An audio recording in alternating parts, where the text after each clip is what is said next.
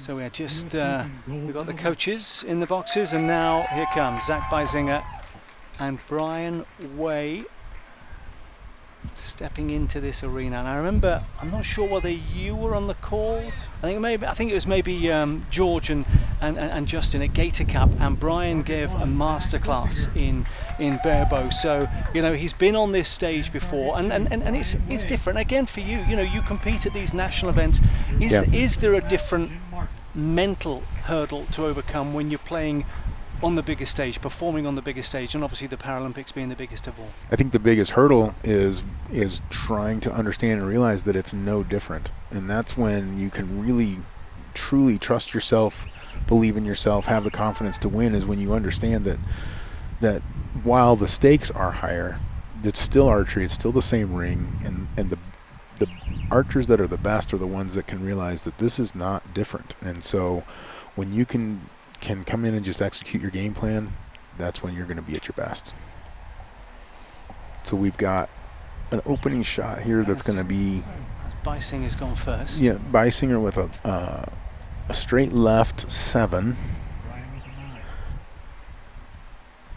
And then we've got a 9. So these first arrows, again, are big adjustment arrows to figure out what the wind's doing. And of course, we heard from Diane Cochran just a few moments ago, and yeah, she mentioned the conditions, she mentioned the breeze, and as you say, we've flogged that particular dead horse, but it is something that will be a factor for all of these matches. And then moving back to 70 meters, as we will in a few moments when the recurve archers enter the arena. So the adjustments were made in target 1 for sure. We've got a liner 10 or liner 9 for sure, but it might be a 10 and then another solid 9. But then we've got 3 9s from Brian. So, and it was interesting actually. And I spoke to Diane after Buckeye, and she was talking about just the progress, the advancement that certainly the women's game has made. I think almost 100 points over the 2-round qualification from this time last year to now. Yeah. And again, it's each of them pushing the Francesca Benavidez's, the Maggie Brensingers, obviously Cindy Zacco and Diane Cochran. There's a lot of quality in that field as well, and it's an incredible community, like the entire archery community is, but they are so supportive. It's not just growing in numbers, but it's growing in competition quality. Scores, like you mentioned, the huge jump on the women's side, but the men's scores are going up too. The participation numbers are going up. I myself have shot Barebow before. I shot Barebow in indoors 2 years ago, and I had an absolute blast. I intend to do it again. It's a fun sport. It's a fun take on archery, and it's only growing and getting more competitive, which makes it really cool to watch. Brian Way with the lead then, just edging ahead after that first set. Picked up an award this morning, the Barebow Award. It's part of the Easton and Schenk Awards that are given out each year in both compound and recurve. There's a nice 10 to open up this first match, or the second set here. Bisinger responding. Brian with a 9 for sure.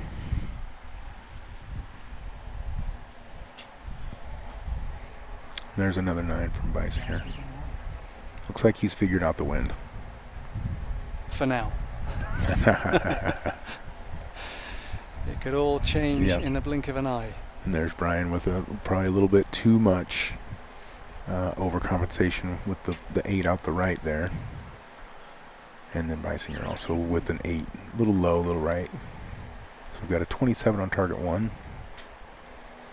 And another 8 from Brian, which gives us a 25 on target 2. We're all tied up. Okay, 2-2 after 2 ends.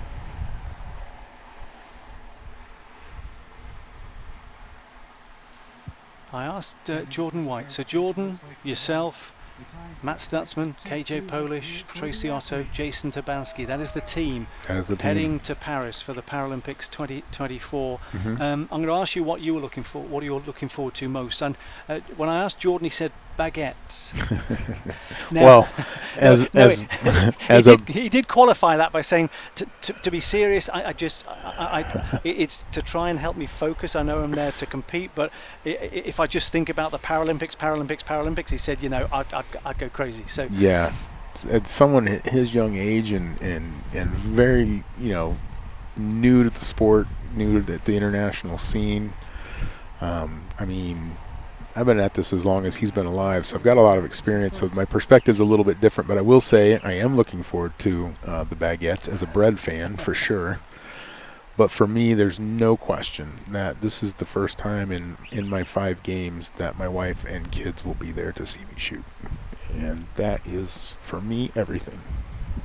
Well, we saw earlier how much it meant. Chris Schaff with the gold medal with his son Trexton. I think I read Trenton. It's Trexton who was in the box with Chris Schaff, winning gold. So, yeah, having your family there is going to be absolutely outstanding. It really is going to just enhance that experience. Having been to 4 Paralympic Games, you've kind of been there, done it. They don't get any less exciting, but having your family there with you is just going to give it that extra push as well. I mean, those that know me will know that one of my big motivating factors to even continuing towards my 5th games was the hope of being able to have my wife and kids there. And so as much as I obviously love the sport and as competitive as I am, there's always that as a competitor, you always have to ask yourself what your why is. Why are you doing it? What are you doing it for? And for me, it's a chance at a 5th chance at a medal, especially a gold medal. But it's also that opportunity to have my kids be there and see kind of what this has all been about. That they've been a part of it for their whole lives, but now they get to be actually there and participate. Yeah. That's been pretty cool. It will be fantastic. So Brian started with a 27, then 25. Zach with a 26 and a 27. That brought us to 2-2. We're into the 3rd end here. And what are you seeing there, Eric? Well, it's coming down to there's a line call down there on target 2. It looks like it's going to be I think it's a 6, but it could be a 7. If it's a 7, that's a 23. And then over on target 1, we've got a 25. So it looks like target 1, regardless of the arrow call, is going to win that set, which puts Zach up 4-2. And that is a position that I always like to be in. At 4-2, I know that I've got 2 chances to have. I get 2 chances to have one good end and win the whole thing. And so, obviously, the mindset is to come in and put the competition away, show them that I'm the best, and do it right now. So Zach has that chance, but he's got another chance in his back pocket. See how Brian Way responds. First up. Again with the left arrow to 7. First points dropped, though, of course, in the elimination stages for Zack Bisinger. I suspect if he goes on to win it, he won't concern him too much. That's another left arrow for Zach. Brian with the 8 at about 5 o'clock. And Zach's got a liner 9 there. That can make that arrow might end up being a really important arrow depending on these last ones. Especially with Brian shooting the 10. Very nice. Wow. When he needed it most.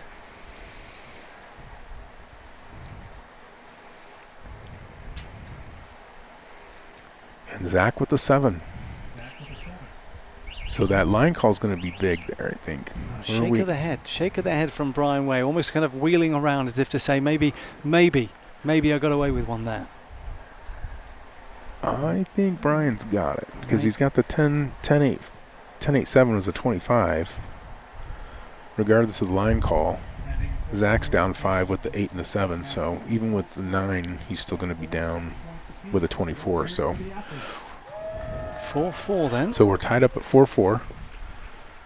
Zach now has one more chance. Like I said, you get two ends two chances to shoot one good end. So he's got one more here. The difference is now he can lose the match. Brian can come back now, have a good end, and it could be his. So we can definitely go either way. They've traded ends back and forth.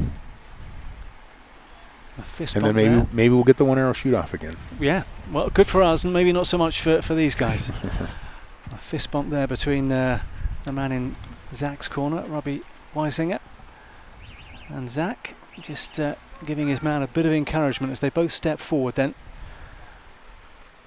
4-4. So Brian will shoot first. To the fifth end. I apologize. Looks like Zach shooting first. Oh, X. That's a great start to this final end. I don't think he was too happy with that last end, so. Brian's got a 9. Okay. Advantage Bisinger.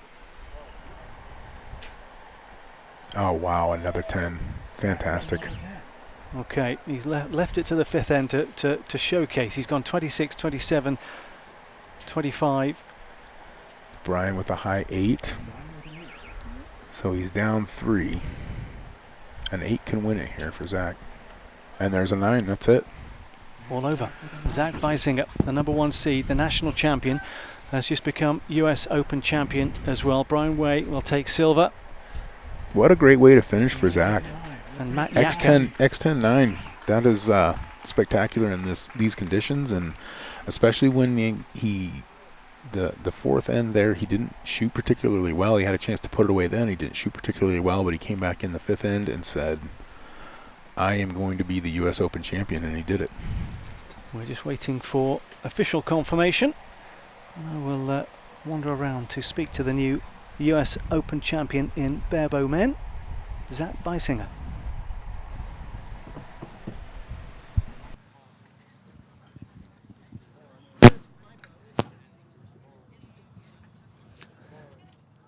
Still waiting for confirmation.